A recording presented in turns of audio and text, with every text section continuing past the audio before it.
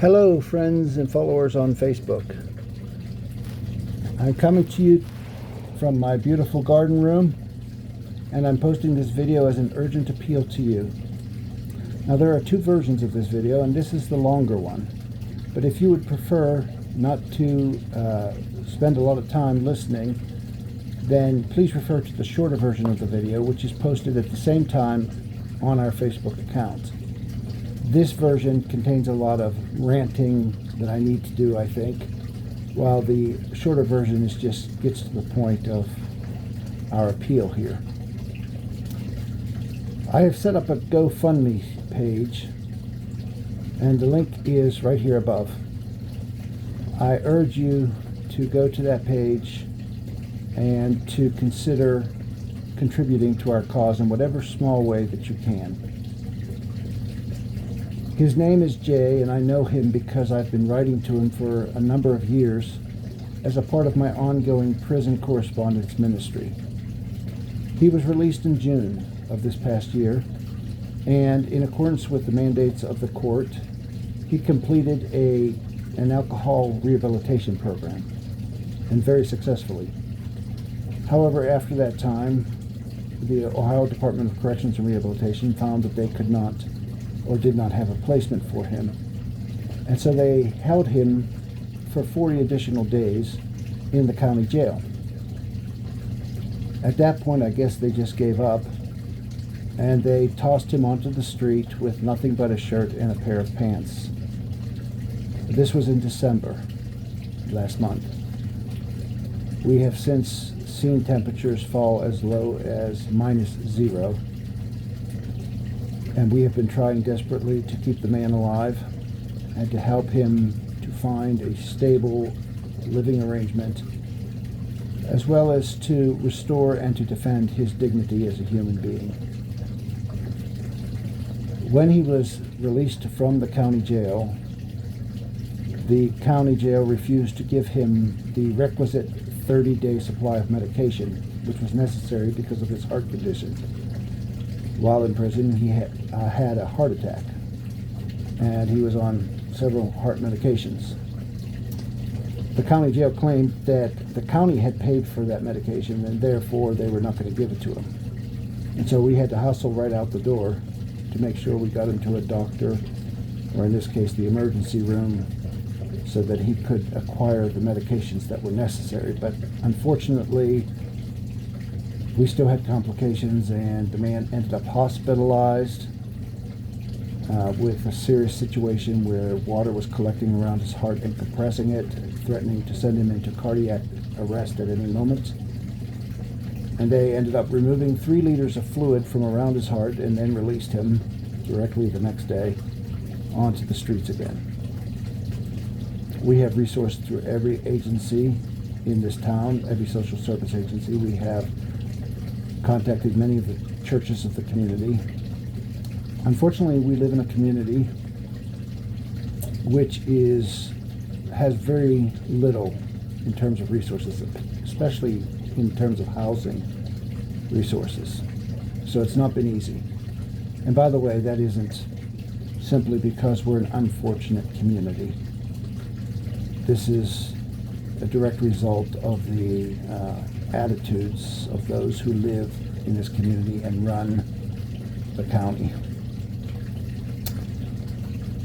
It's been difficult. The conditions of his supervision are very strict and unnecessarily cruel, I might add. For example, he was chided for not calling the parole office and asking permission to go to the hospital before he turned him to the emergency department for the heart condition. So I think that's a bit ridiculous and unrealistic of an expectation.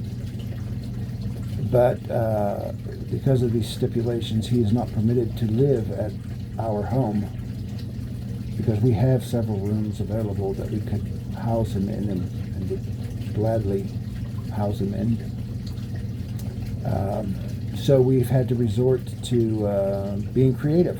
And what we've done is I have an extra truck, and we've asked a pastor in the community if we could park the truck in the parking lot of his church. And this gentleman, who I will now refer to as Jay, has been living in the cab of that truck for the last month. Every few days I fill it with gas so that he will have enough heat to keep him alive. And it gets expensive, but we're not thinking of resources. This is a human being. And we keep hoping that something is going to come up. We're working every day on different leads that we find in the community. There's a possibility he may be placed in a motel room by the end of the week, or at the latest by early next week, by our local mental health board. But as I told Jay, I am cautiously optimistic at this point. So that all being said, there's a lot of, Kathy and I have done as much as we can, and we continue to do. Like I said, we do fill the truck with gas every few days, which is $50 a fill-up. We have Jay over at our house almost on a daily basis, and Kathy's very concerned that he eats and is preparing him meals. Sometimes we have taken hot meals through major winter storms when we were in a level 3 snow emergency in this county. We have driven nevertheless through the snow to deliver hot meals to him at the truck. He does his laundry here. He gets a shower here. He's a very appreciative, optimistic, positive gentleman. And so it's not a burden to us at all to help him. But the fact is, it takes a whole village, folks. It takes a whole village. And so I'm turning to you specifically because I know that a lot of my followers and friends on Facebook have been in this situation, this same situation, and know exactly what this man is going through and what it's like.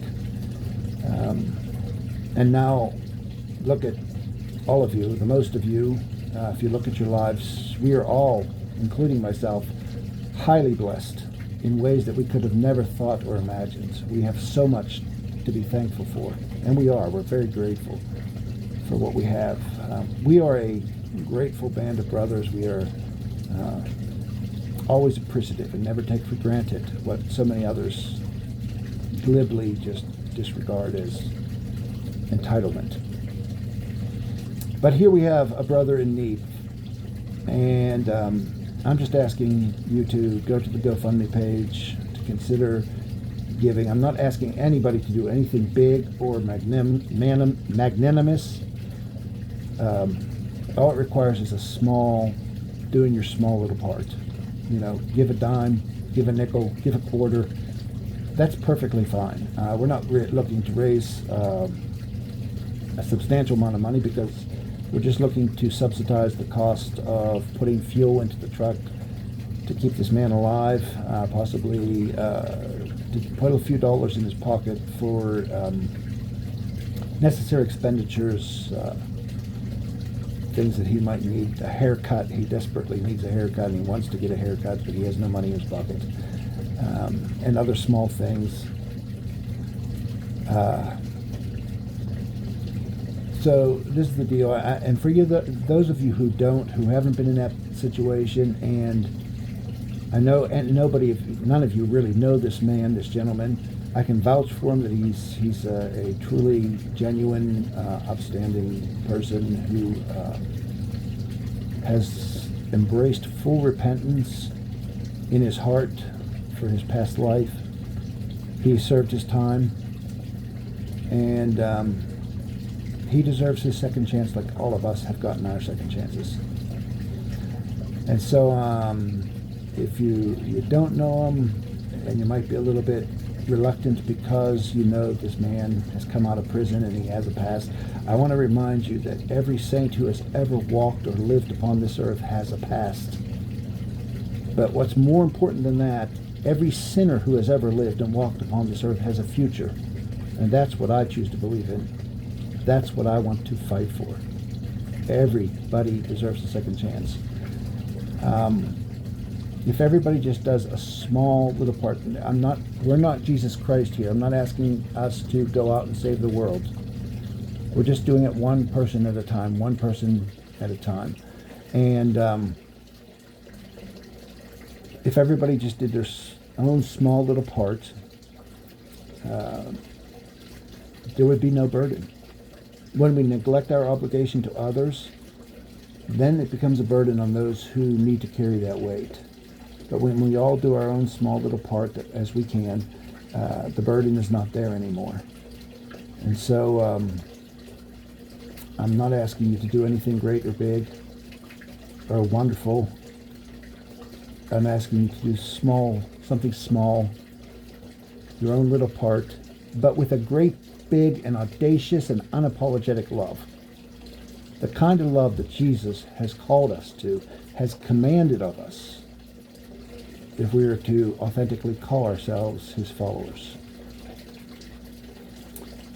Now, that being said, at this part of the video, I'm going to address a few things that have been on my mind and have really triggered me. Just as a way, not as a way of judgment, but just as a way of,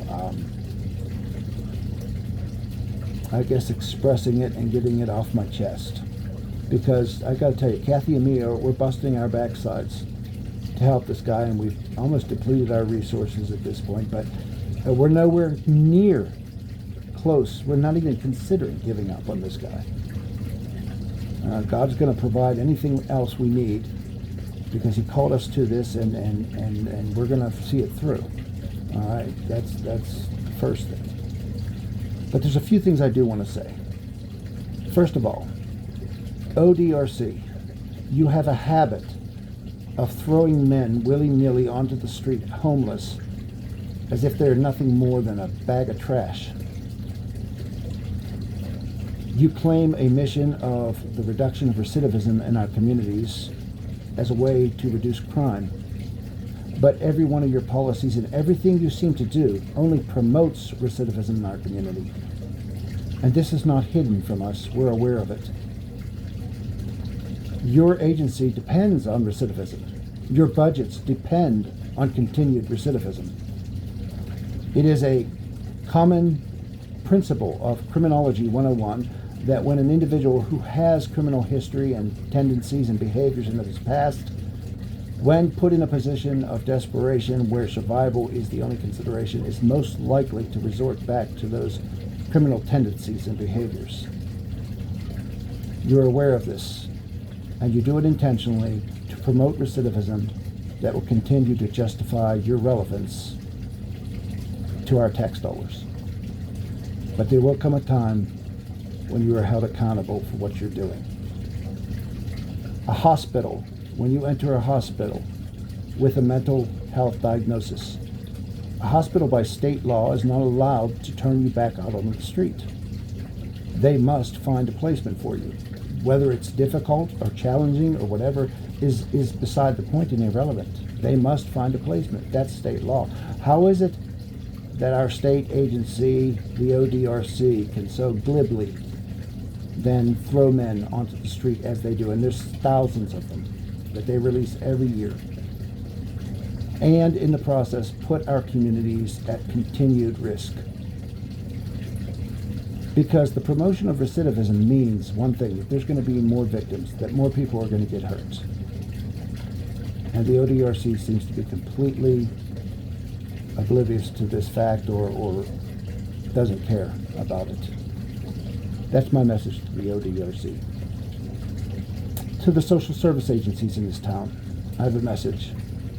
Stop centralizing your agencies in such a way that you are spending monies allocated for the relief of the poor and the needy on your own self-administration and the administration of your overburdened and burgeoning programming. That money is intended to help the poor and needy, and it should be spent in that way. Stop giving us excuses as to why you can't help, when you know very well the reason you can't help is because you've chosen to invest the money in your own self-aggrandizement. to the churches in this community. Go find Jesus. You need to get the real Jesus in your churches. All right? Listen, I was talking to a friend, and she said she's shocked. She's outraged, as I am, that the government can do such things as throw men onto the street homeless, that social service agencies turn their backs on men, that churches seem to not care. And I said to her, I said, Betty, these things don't surprise me. They don't shock me. This is not what shocks me. Governments aren't supposed to care for people. Programs or social agencies, service agencies, they're not supposed to take care of people. Programming can't rightly assess and evaluate the value of a human being in the eyes of God. That's our job. That's why we were given hearts that can love and that can care for others. And let me tell you something. That's what we do the very best.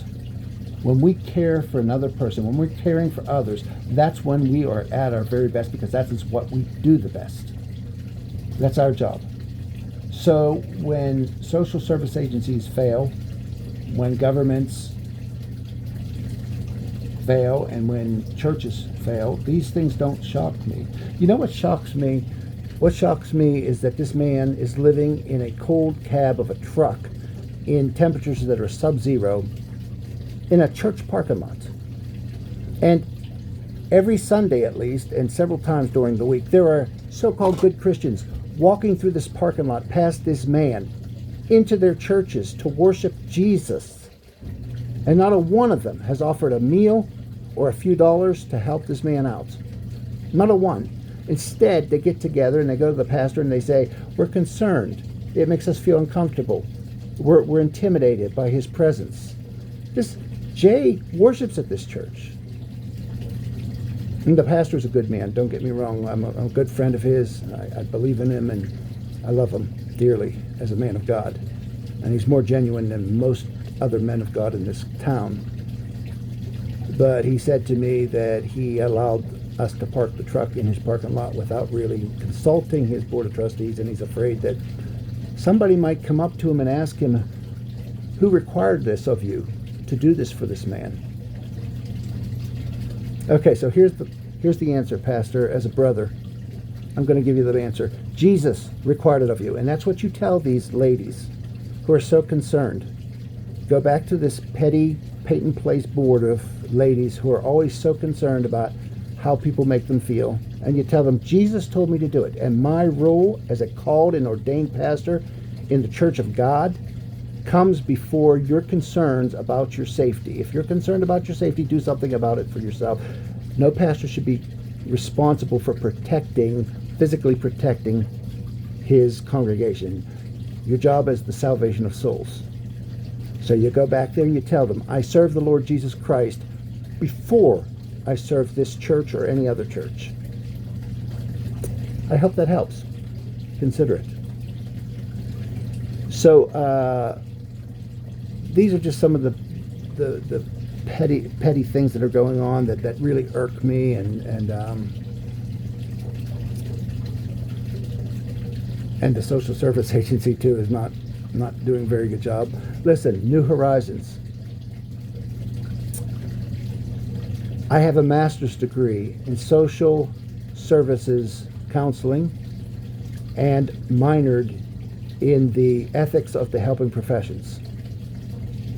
It's very important when you're working with your clientele that you are honest, just, fair, and equitable.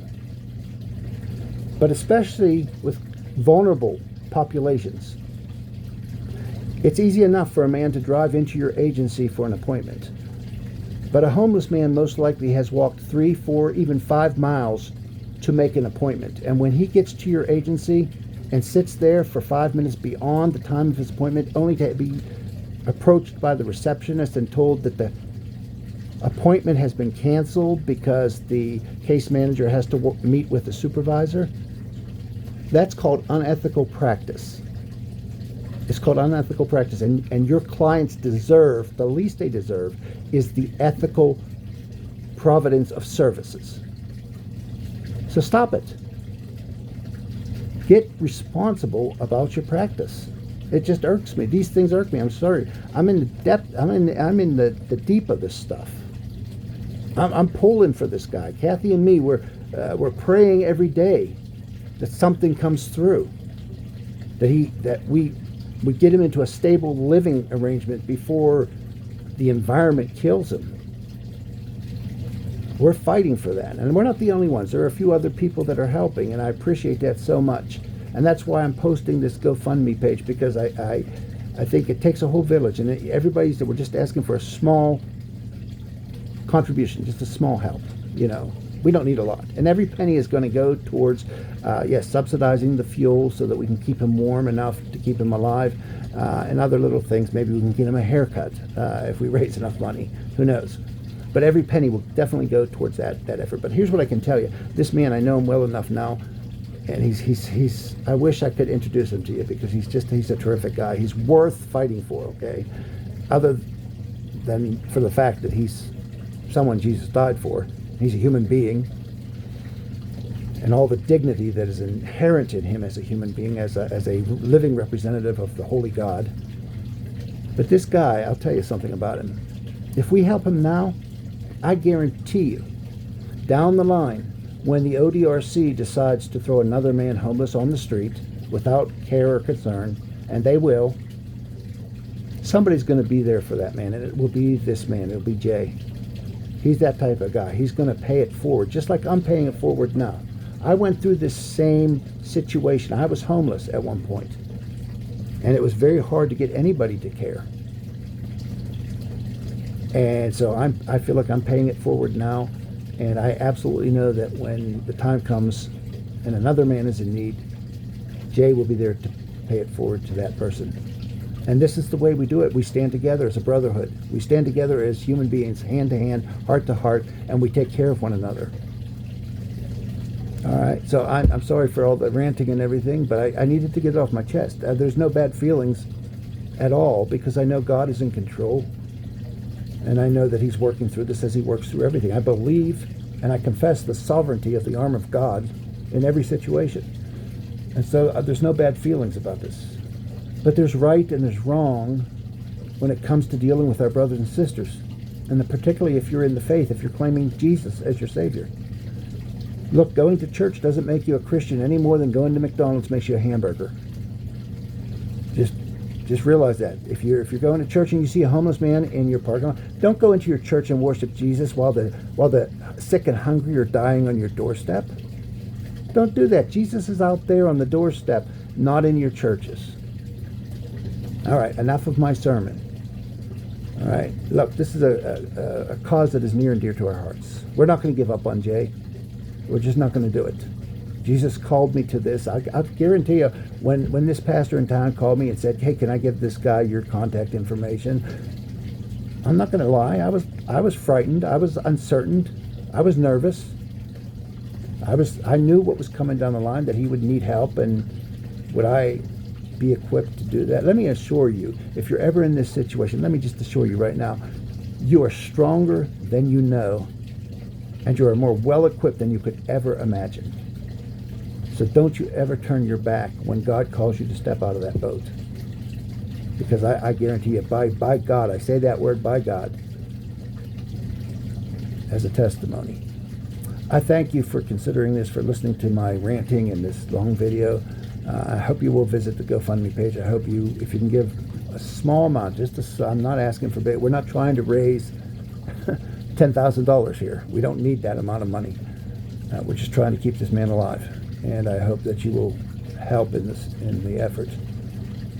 As a closing remark, I'll say that in my Christmas card letters this year, many of you which received those, I put the message that as a gardener, I've noticed in the winter that the flowers die alongside with the weeds. And this man who has come from a bad past, with maybe made mistakes, as we all have, I want to say this. When the winter comes for each one of us, and it will come for each one of us, whatever mistakes we've made in life, whatever bad decisions we have endorsed, whatever shame we bear for things we wish we had done differently, Those weeds are going to die alongside of the flowers. But it's the flowers that you have planted in life that people will remember you by, that the world will remember you by. So here's your invitation. Go to the GoFundMe page. Start today. Plant your seeds of kindness. Grow your flowers of loveliness. And this is what will go on into eternity, and which will be your ultimate testimony and epitaph. People will remember you by the flowers that you have planted along the way. Thanks so much. God bless you.